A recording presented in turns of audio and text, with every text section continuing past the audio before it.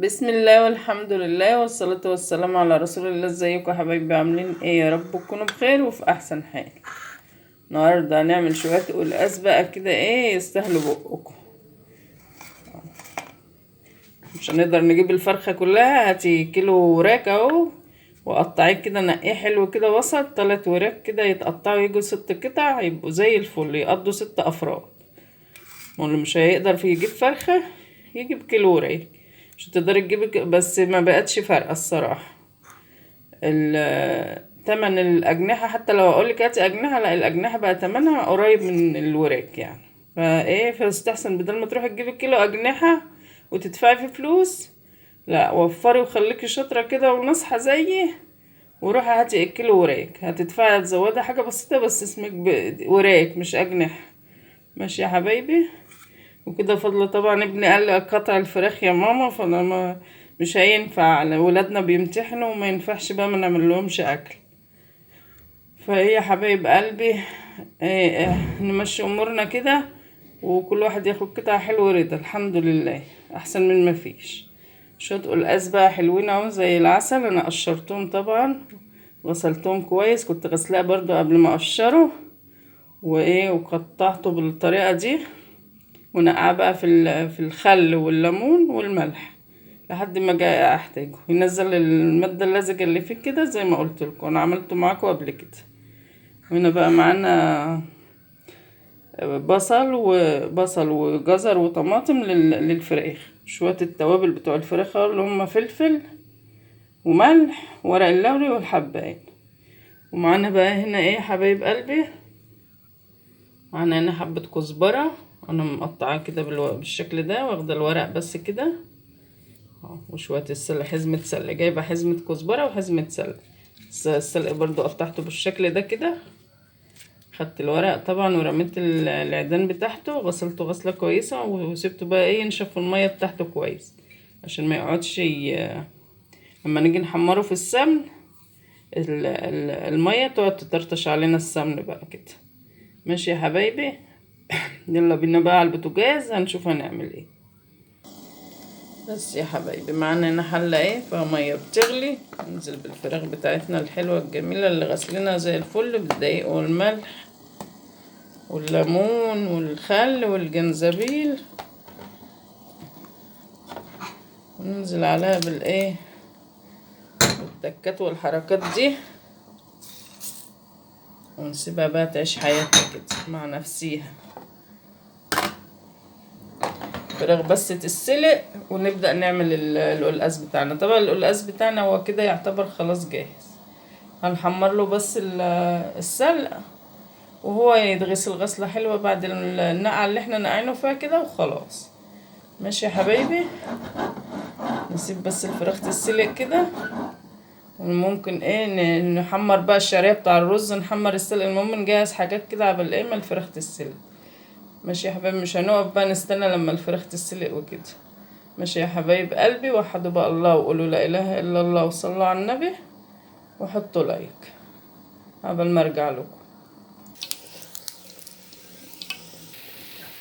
بصوا حبايب قلبي بقى، قبل ما فراخنا تستوي نعمل ايه، نحمر السلق والكزبره بتاعتها عشان يلحقوا يبردوا. دي الطقطقه اللي بقول لكم عليها، لما بيبقى الخضره فيها ميه تعمل كده. البوتاجاز نضيف وانا لسه غسله حاجه، انا مبحبش اطلع لكم البوتاجاز وسخ الصراحه يعني، مبحبش اضايقكم باي منظر ايه ما يعجبكوش. حطها كده على النار، هي يعني هتهبط حبه بحبه، كل ما النار تطلع اكتر هتلاقيها دبلت كده وخلاص، مبقاش في الكلام ده خالص.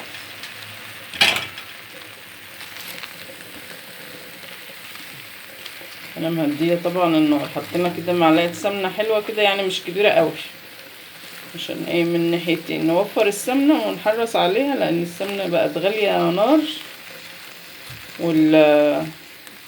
وكمان يعني عشان الاوزان بقى والصحه وكده. ماشي يا حبايبي. دي كده ايه السلق بتاعنا.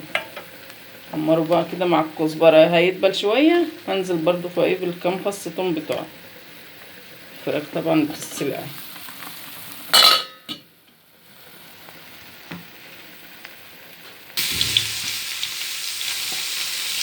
بصوا حبايبي كده بقى السلق. بصوا لما النار بقى والسمنه طلعت وكده والسخن وكله مع بعضه خلاص اهو هبت خالص. بقى كل مدى كل ما الكميه هتقل. نسيبه بقى كده هنا نوطي النار كده ونسيبه براحته. معانا بقى حله اهي. نعمل ايه؟ انا كده حطيت معلقه سمنه اهو. نحط حبه زيت عشان الرز بتاعنا.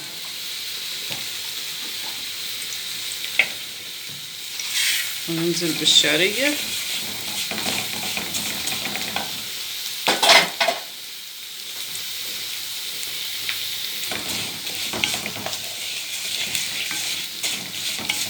ممكن تحمري لو الفراخ بتاعتك لسه ما استوتش ومش هتزودي الرز دلوقتي، حمري الشعريه وحطي الرز عليها وقلبهم في بعض واركنيهم لحد الفراخ ما تستوي وتبداي تاخدي الشوربه. انت طبعا في ناس ما بتحط الشوربه للرز، فانت عادي لو مش هتحط شوربه عادي زودي عادي.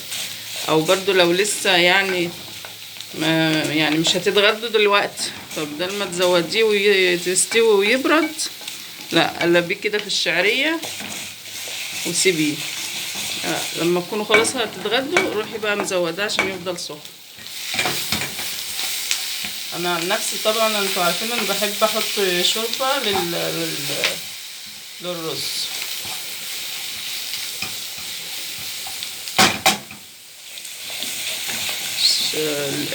السلق برضو تقليه السلق دي بتاع القلقاس نعملها ونركنها تبرد عشان لو هتعملها في الكبه تكون بردت.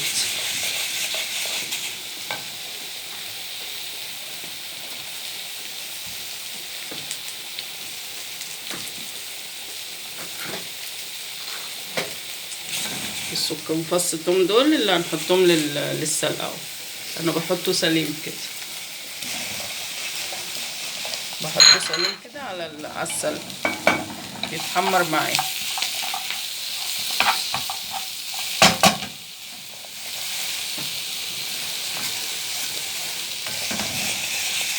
ننزل بقى هنا بالرز بتاعنا المغسول اهو.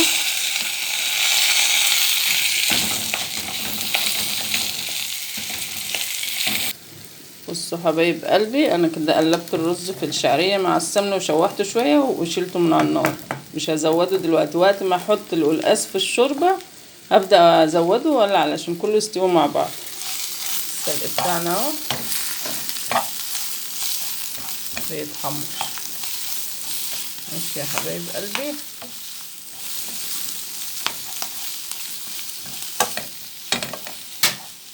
والثوم معايا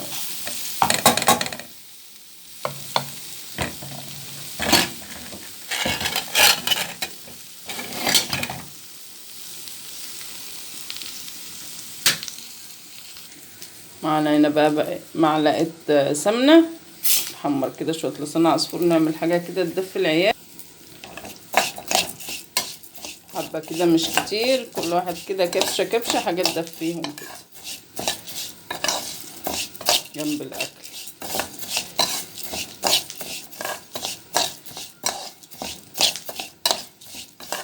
بعدين لسان العصفور لما يعني هو بيبقى محبوب وقت كده، لما بيبيت ما بيبقاش حلو. على النار كده شويه حمروا بقى وارجع لكم. بصوا يا حبايبي بقى ناخد الشوربه بتاع الرز كده ايه عشان احنا هنسوي القلقاس في نفس الحله دي. ندخله الشوربه بتاعته والملح ونظبطه كده، نسيبه يغلي شويه. لما يشرب ميته نهدى عليه.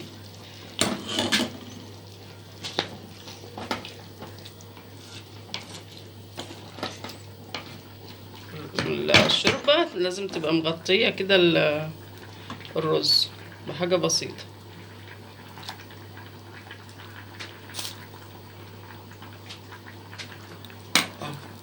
بالشكل ده كده. نظبط الملح بتاعنا، ما نكترش وما ننساش ان احنا حاطين في الشوربه ملح.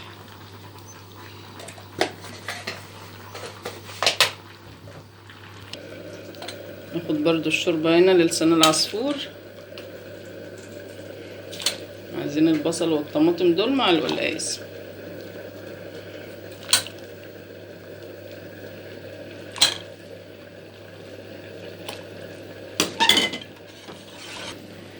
يلا يا حبايبي، وننزل بقى بالجزر الجميل بتاعنا كده على شويه لسان العصفور كده، اللي يخلوا لسان العصفور كده عسل وسكر. ونسيبه يستوي مع نفسه كده.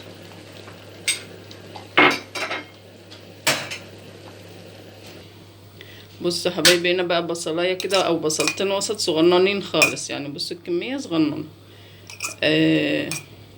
قطعتهم كده بالسكينه ناعم كده، وهرستهم بحبه فلفل اسود وملح. دول هنحطهم هنا للقلقاس. غلوه بس واحده كده في الشوربه، وننزل بالقلقاس بتاعنا عليه.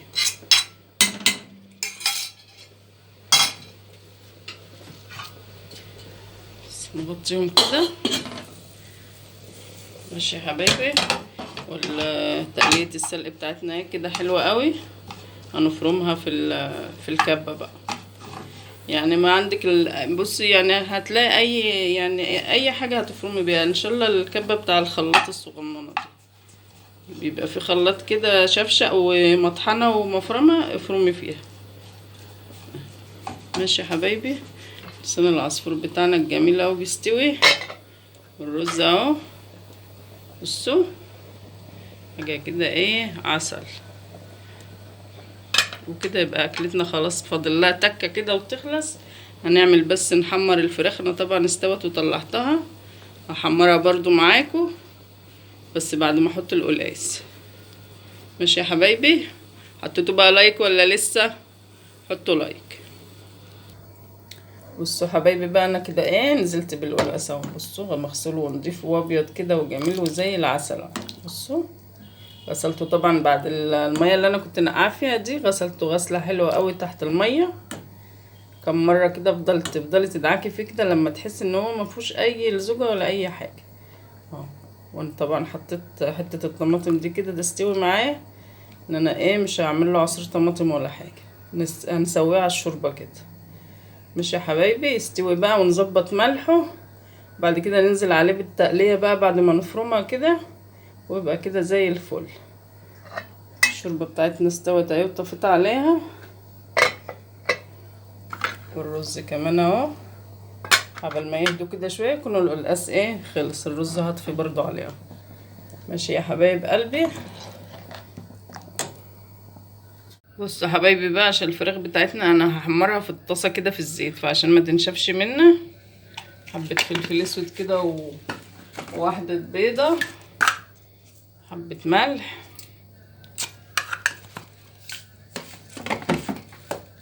وهنضربهم في بعض كده.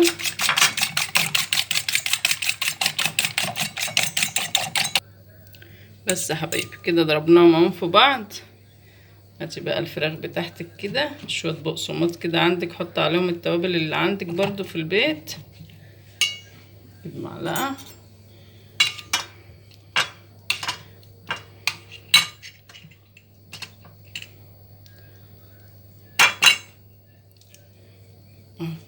بس، مجرد ما تحطها في البقسماط كده على خفيف مره واحده، مش اكتر ولا اقل، عشان ما تنشفش معاكي.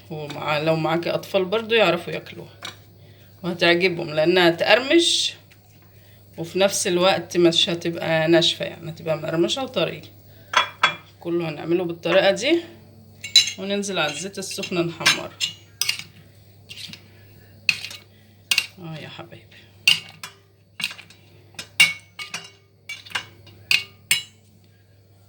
خلصها بقى ونروح على الزيت السخن نحمرها وارجع لكم. بس يا حبايبي كده ننزل بقى بالفراخ كده في الزيت السخن الجميل بتاعنا ده، نحمرها كده.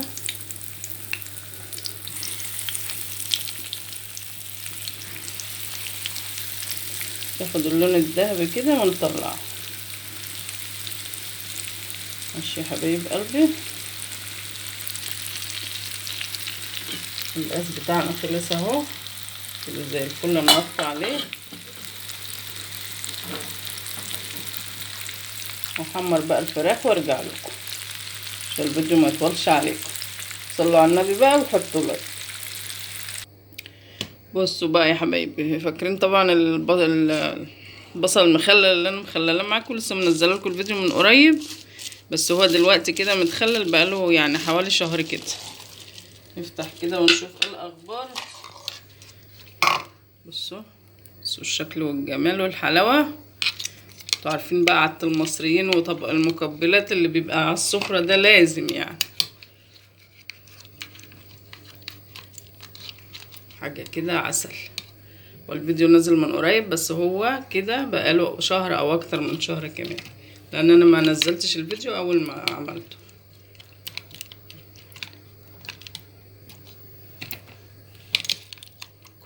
كل ما يقعد يكون احسن.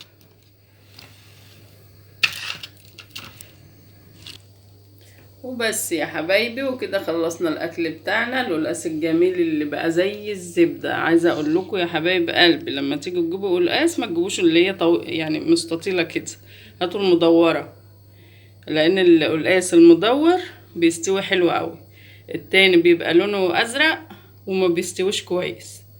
ماشي يا حبايبي، والفراخ الجميله المحمره بتاعتنا اهي، والشوربه والرز الجميل، المخللات بقى بتاعتنا الجميلة، ومفيش احسن من كده. وكده فضل وعدل من الله. واللي شوفنا بقى لأول مرة مشتركش في القناة يشترك في القناة وفعلوا زر الجرس عشان يوصل لكم منا كل جديد. والسلام عليكم ورحمة الله وبركاته.